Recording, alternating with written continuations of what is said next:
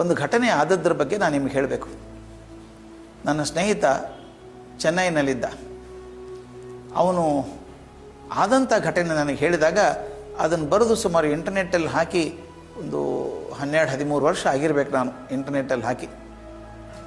ಅದ್ರ ಬಗ್ಗೆ ಸುಮಾರು 28,000 ಪತ್ರ ಬಂದಿದ್ದಾವೆ ನನಗೆ, ಮೇಲ್ಸ್ ಬಂದಿದ್ದಾವೆ. ಎಲ್ಲರೂ ಹೇಳೋದು ಈ ಕತೆ ನನ್ನ ಜೀವನ ಬದಲಾಯಿಸ್ತು ಅಂತ. ಅದೊಂದು ಕತೆ ಹೇಳಬೇಕು ನಿಮಗೆ ನಾನು. ಇದಾದದ್ದು ಮದ್ರಾಸಲ್ಲಿ, ಅದಕ್ಕೆ ಚೆನ್ನೈ ಅಂತ ಕರಿತೀವಿ. ಅವನು ಹ್ಯೂಲೆಟ್ ಪ್ಯಾಕರ್ಡ್ ಕಂಪ್ನಿಯಲ್ಲಿ ಸೀನಿಯರ್ ಮ್ಯಾನೇಜರ್ ಆಗಿದ್ದ. ಶನಿವಾರ ಭಾನುವಾರ ರಜೆ, ಆರಾಮಾಗಿ ಪೇಪರ್ ಓದ್ತಾ ಇದ್ದ. ಅವನ ಹೆಂಡತಿ ಬಂದು, ನೋಡ್ರಿ ನಿಮ್ಮ ಮುದ್ದಿನ ಮಗಳು ಏನು ಮಾಡ್ತಾಳೆ ಅಂದರು. ಇದೆಲ್ಲರ ಮನೇಲಿ ಆಗುವಂಥದ್ದೇ.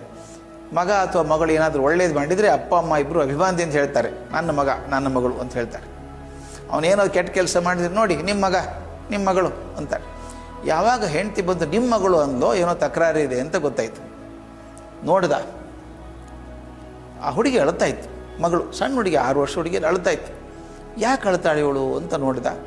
ಅವನಿಗೆ ಗೊತ್ತಾಯಿತು, ಅಮ್ಮ ಮೊಸರನ್ನ ಕಲಿಸ್ಕೊಂಬಂದಿದ್ದಾಳೆ. ಮಗುಗೆ ತಿನ್ನಬೇಕು ಅಂತ. ಆದರೆ ಮಗುಗೆ ಮೊಸರನ್ನ ಕಂಡ್ರೆ ಆಗೋಲ್ಲ. ಅಮ್ಮ ಮೊಸರನ್ನ ತಿನ್ನು ಅಂತ ಆಕೆ, ಆಮೇಲೆ ಮೊಸರನ್ನ ಬೇಡ ಅಂತ ಮಗಳು. ಅದೊಂಥರ ಕುಸ್ತಿ ನಡೆದಿತ್ತು.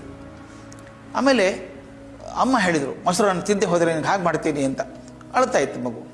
ಅಪ್ಪ ಪೇಪರ್ ಇಟ್ಟ, ಮಗುನ ಪಕ್ಕ ಕೂತ್ಕೊಂಡ್ಬಿಟ್ಟು, ಅಮ್ಮ 2 ಚಮಚ ತಿಂದ್ಬಿಡು, ತಿಂದೆ ಹೋದ್ರಿ ಮಮ್ಮ ನಾನು ಬೈತಾಳೆ ಅಂತ. ಮಕ್ಕಳು ಬಹಳ ಬುದ್ಧಿವಂತರು. ಈಗ ಮಗು ಹೇಳ್ತಪ್ಪ 2 ಚಮಚ ಅಲ್ಲ, ಪೂರ್ತಿ ಬಟ್ಲನ್ನ ತಿಂದ್ಬಿಡ್ತೀನಿ, ಅದನ್ನು ಕೇಳಿದ್ದು ಕೊಡಿಸ್ತೀಯಾ ಅಂತ ಕೇಳ್ತು. ಅಪ್ಪ ಭಾರಿ ಖುಷಿಯೊಳಗಿದ್ದ. ಕೊಡಿಸ್ತೀನಿ ಮಗಳೇ, ಏನು ಬೇಕಾದ ಕೇಳಿ ಕೊಡಿಸ್ತೀನಿ ಅಂದ. ಆಕೆ ಗೊತ್ತು ಅಪ್ಪ ಬರೀ ಮಾತಾಡ್ತಾರೆ, ಕೀಲಿಕೆ ಅಮ್ಮನ ಕಡೆ ಇದೆ ಅಂತ ಗೊತ್ತು. ಅಮ್ಮ ನೀನು ಪ್ರಾಮಿಸ್ ಮಾಡಬೇಕು, ಮೊದಲು ತಿನ್ನು ಆಮೇಲೆ ಕೊಡಿಸ್ತೀನಿ ಅಂತ ಅಮ್ಮ ಅಂದರು. ಮಗು ಕಣ್ಣು ಒರೆಸ್ಕೊಂಡು ಇಡೀ ಬಟ್ಲನ್ನ ತಿಂತು. ಅಪ್ಪನಿಗೆ ಸಂಕಟಾಯಿತು. ಆಕೆ ಗೊತ್ತು ಪಾಪ ಮಗುಗೆ ಇಷ್ಟ ಇಲ್ಲ, ಮೊಸರನ್ನ ಇಷ್ಟ ಇಲ್ಲ, ಅದಕ್ಕೆ ಏನೋ ಬೇಕಾಗಿದೆ, ಅದರ ಆಸೆಗೋಸ್ಕರ ಮಗು ತಿಂದಿದೆ ಅಂತ ಗೊತ್ತಾಯಿತು. ಆತ ಹೋಗಿ ಸೋಫಾದ ಮೇಲೆ ಕೂತ್ಕೊಂಡ. ಮಗು ತಿಂದು ನೀರು ಕುಡಿದು ಕೈ ತೊಳ್ಕೊಂಡು ಬಂತು. ನಿಮ್ಮ ಕಣ್ಣು ಮುಂದೆ ಚಿತ್ರ ಬರ್ತದೆ. ಆ ಹುಡುಗಿ ಓಡಿ ಬಂದು ಅಪ್ಪನ ತೊಡೆ ಮೇಲೆ ಹಾರಿ ಕೂತ್ಕೊಳ್ತು. ಏನಾದರೂ ಬೇಕಾದ ಮಕ್ಕಳು ಭಾಳ ಚೆನ್ನಾಗಿರ್ತಾರೆ. ತನ್ನ ಪುಟ್ಟ ಕೈಗಳನ್ನು ಅಪ್ಪನ ಕುತ್ತಿಗೆ ಸುತ್ತ ಹಾಕಿ, ಅಪ್ಪ ನಾ ಕೇಳಿದ್ದು ಕೊಡಿಸ್ತೀಯಾ ಅಂದ್ಲು. ಎದೆ ಝಲ್ ಅಂದ್ಬಿಡ್ತೀವಿ ಅವನಿಗೆ. ದೊಡ್ಡ ಕೇಳಿದ್ರೆ ಏನು ಮಾಡೋದು? ಅಮ್ಮ ನಿಮ್ಮಪ್ಪ ಶ್ರೀಮಂತ ಅಲ್ಲ, ಸಣ್ಣದೇನಾದರೂ ಕೇಳು ಕೊಡಿಸ್ಬಿಡ್ತೀನಿ ಅಂದ. ಅಪ್ಪ ಇದು ಭಾಳ ಸಣ್ಣದಿದೆ, ಕಾಸ್ಟ್ಲಿ ಇಲ್ಲ ಅಂದು. ಹಂಗಾರೆ ಕೇಳು ಮಗಳೇ ಅಂದ. ಆ ಹುಡುಗಿ ಸ್ವಲ್ಪ ತುಂಬ ಎಚ್ಚರ ಆಯಿತು. ಎಲ್ಲರೂ ಸ್ವಲ್ಪ ನನ್ನೇ ನೋಡ್ತಾ ಇದ್ದಾರೆ ಅಂತ. ಅಮ್ಮ, ಅಪ್ಪ, ಅಜ್ಜಿ 3 ಜನ ಇದ್ದರು. ಏನು ಕೇಳ್ತಾಳೆ ಇವಳು ಅಂತ ಹಿಂಗೆ ನೋಡ್ತಾ ಇದ್ರು. ಆ ಹುಡುಗಿ ಹೇಳಿದ್ಲು, ಅಪ್ಪ ನಾಳೆ ಭಾನುವಾರ ಅಲ್ವಾ? ಹೌದಮ್ಮ ನಾಳೆ ಭಾನುವಾರ, ಕೇಳು ಚಿಂತೆ ಮಾಡಬೇಡ. ಆಗ ಹುಡುಗಿ ಹೇಳ್ತದೆ, ಅಪ್ಪ ನಾಳೆ ನನ್ನ ಸಲೂನಿಗೆ ಕರ್ಕೊಂಡು ಹೋಗಿ ನನ್ನ ತಲೆ ಬೋಳಿಸ್ಕೊಂಬ.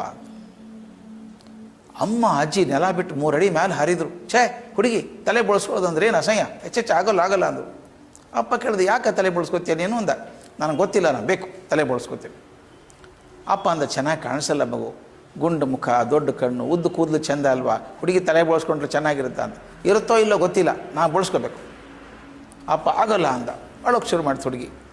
ಹತ್ಕೊಂಡು ಹೇಳಿದ್ದು, ಅಪ್ಪ ನನಗೆ ಹೇಳಿದ್ದೆ, ನೀನು ಹೋದ ವಾರ ಕತೆ ಹೇಳಿದ್ದಿ, ಹರಿಶ್ಚಂದ್ರನ ಕತೆ ಹೇಳಿದ್ದಿ. ಏನು ಹೇಳಿದಿ? ಒಂದು ಸಲ ಮಾತು ಕೊಟ್ಟರೆ ಹಾಗೆ ನಡ್ಕೋಬೇಕು ಅಂತ ಹೇಳಿಲ್ವಾ? ಈಗ ಈ ಮಾತು ಕೊಟ್ಟಿದ್ದೆ ಕೊಡಿಸ್ತೀನಿ ಅಂತ, ಮತ್ತು ನಾನು ಕೇಳಿದ್ದು ಕಾಸ್ಟ್ಲಿ ಇಲ್ಲ, ಇದು ಬೆಲೆ ಇಲ್ಲ, ಅದಕ್ಕೆ ಮಾಡಿಸ್ಬೋದಲ್ಲ. ಅಪ್ಪ ಅಪೋಸಿಷನ್ ಪಾರ್ಟಿ ನೋಡಿದ, ಹೆಂಡತಿ ಅತ್ತೆ. ಕೊನೆಗೆ ಆಯ್ತಪ್ಪ ನಾಳೆ ಮಾಡ್ತೀನಿ ಅಂದ. ಮನೇಲಿ ಜಗಳ ಆಗಿರಬೇಕು. ಮರುದಿವಸ ಬೆಳಗ್ಗೆ ಆ ಮಗುನ ಕರ್ಕೊಂಡು ಹೋಗಿ ತಲೆ ಬೋಳಿಸ್ಕೊಂಡು ಬಂದರು.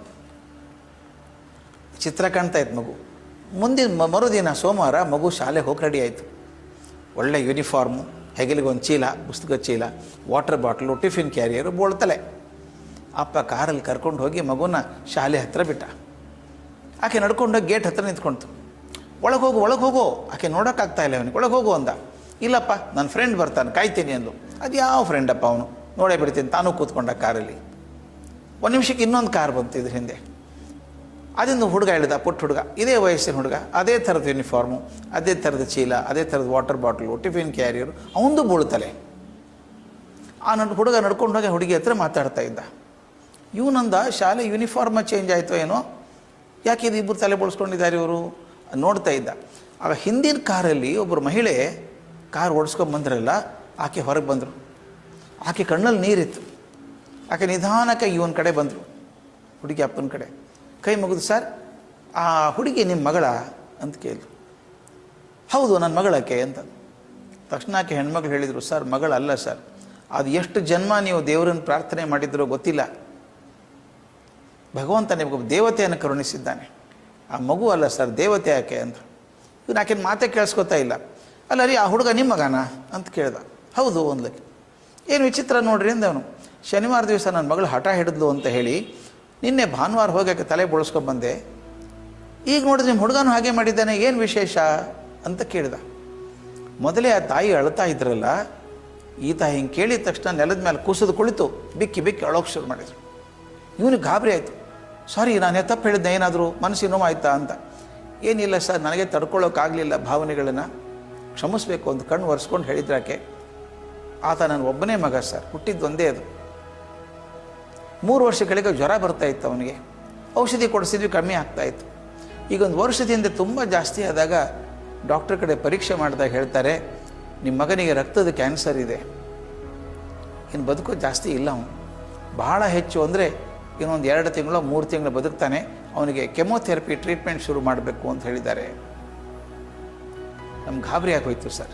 ಕೆಮೊಥೆರಪಿ ಟ್ರೀಟ್ಮೆಂಟ್ ಕೊಡ್ತಾ ಇದ್ದೀವಿ. ಆ ಡಾಕ್ಟರ್ ಹೇಳಿಬಿಟ್ರು, ನಿಮ್ಮ ಮನೇಲಿ ಅತಿಥಿ ಇದ್ದಂಗೆ ಇರ್ತಾನೆ ಅವನು, ಯಾವಾಗ ಬೇಕಾದರೂ ಹೋಗ್ಬೋದು, ಸಿದ್ಧ ಆಗಿರಿ, ಮಾನಸಿಕವಾಗಿ ಸಿದ್ಧ ಆಗಿ ಅಂತ ಹೇಳಿದರು. ಕೆಮೊಥೆರಪಿ ಮುಗಿಸ್ಕೊಂಬಂದಾಗ ತುಂಬ ಕಷ್ಟಪಡ್ತಾನೆ ಹುಡುಗ. ನಿಮ್ಮ ಮಗಳಿದ್ದಾಳಲ್ಲ ದೇವತೆ ಅಂತ ಹೇಳಿದೆ, ಆಕೆ ನಮ್ಮ ಮನೆಗೆ ಬರ್ತಾಳೆ, ಹುಡುಗನ ಜೊತೆ ಕೂತ್ಕೋತಾಳೆ, ಶಾಲೆಗೆ ಬಾರೋ ಮನಸ್ಸಿಗೆ ಸಮಾಧಾನ ಆಗುತ್ತೆ ಅಂತಾಳೆ. ಅವನು ಬರ್ಕೊಳ್ಳೋಕ್ಕಾಗಲ್ಲ ನನಗೆ ಅಂತಾನೆ. ನಾ ಬರ್ಕೋತೀನಿ ಬಾರೋ ಅಂತಾಳೆ.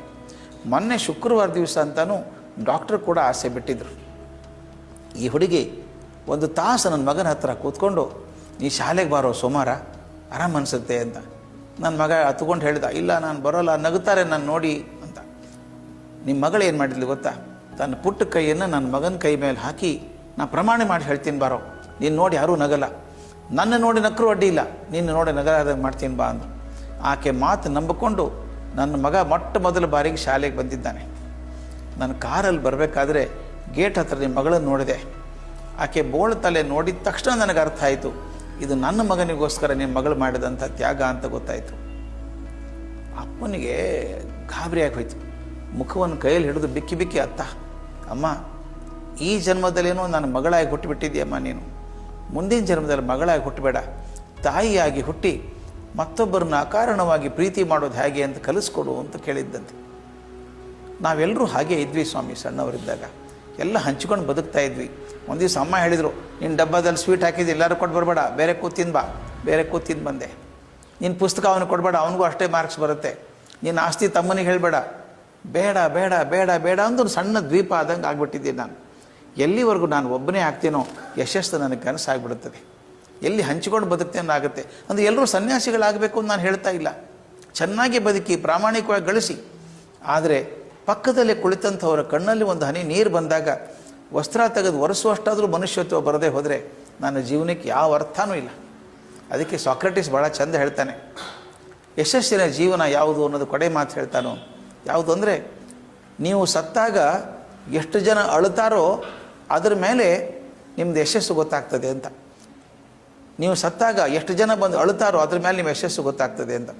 ಹೋದ ನಾವು ಒಳ್ಳೇದಾಯ್ತು ಬಿಡು ಅಂದರೆ ಅದು ಅಸಫಲ ಜೀವನ.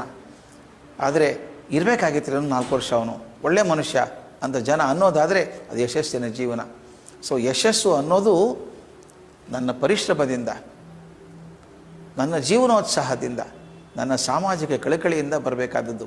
ಇವತ್ತು ಯಾರ್ಯಾರು ದೊಡ್ಡವರು ಅಂತ ನಾನು ಗಮನಿಸ್ತೀನೋ ಅವರಲ್ಲಿ 3 ಕೂಡ ಆ ಮುಪ್ಪುರಿಗೊಂಡು ಕೂಡಿದ್ದರಿಂದ ಅವರ ಯಶಸ್ವಿ ಜೀವನ ಆಯಿತು.